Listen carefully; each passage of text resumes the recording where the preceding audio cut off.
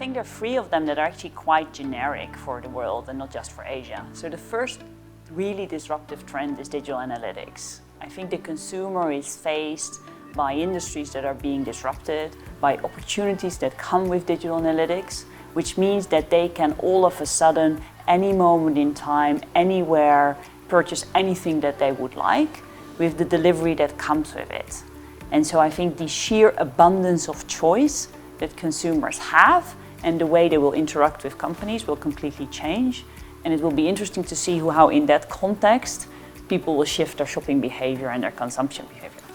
A second trend that I would see that is hitting the consumer is the blurring of everything. So you see very new, non-traditional players coming into the world. I work a lot in consumer and retail. It used to be you went to the grocery store or the kirana or the little shop on the corner of the street. And now all of a sudden you have Go-Jek, you have Uber Eats, you have, all, depending on the country, all sorts of different players where you actually can get also food from without actually having to go to the store.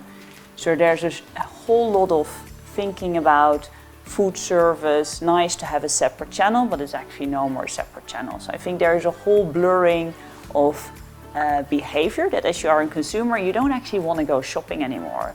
You want to be entertained, you want to be inspired, and you will get all of that from all sorts of new players that will shift social behavior.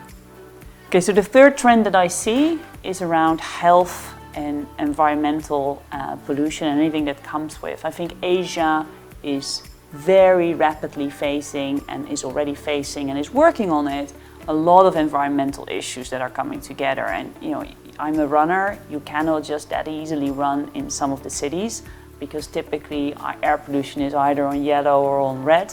So air pollution is a big issue. The amount of plastic bags that are still hanging around and the plastic waste that is going with it, I think is long-term unsustainable, and also the consciousness of consumers and people and environmental activists around that will increase in Asia.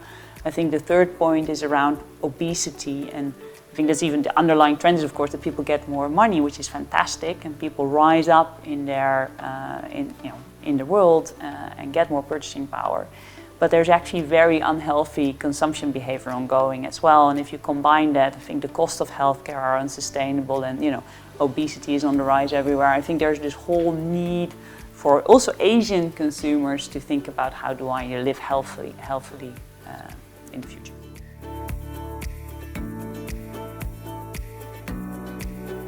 So I think, I work in the consumer world. So I think number one is that you no longer compete with your traditional competitors. You actually compete with complete ecosystems. So number one is, what is your really distinctive value proposition that I bring to the consumer? And what is it that's going to make me win both from the Alibabas and the Gemmas, but also from the Go-Jeks and whatever else new players there would be. So I think there's a real thinking through of kind of what part of that ecosystem and what need of the consumer am I going to fulfill and how I'm going to win in that. I think if you know that, you're not there yet, because then there's the second thing you need to think through: what partners do I need to fulfill that proposition? Because in this world, it's illusion to think you can do everything yourself, because we just spoke about how consumers want everything anywhere 24/7. You just can't fulfill that need on your own. So I think there's the second part is, where do you partner and with whom and how?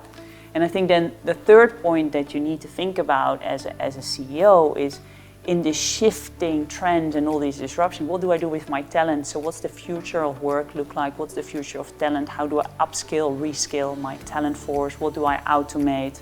And so how do I think in this new competitive context where I'm shaping ecosystems and building a distinctive proposition? How do I build my talent group? And then finally, and I think that you can say you should have started with that, but in all these disruptive forces, how do I keep disrupting myself? How do I make sure that I embrace tech and analytics where I can, that I actually work better and smarter and avoid getting disrupted out of my business?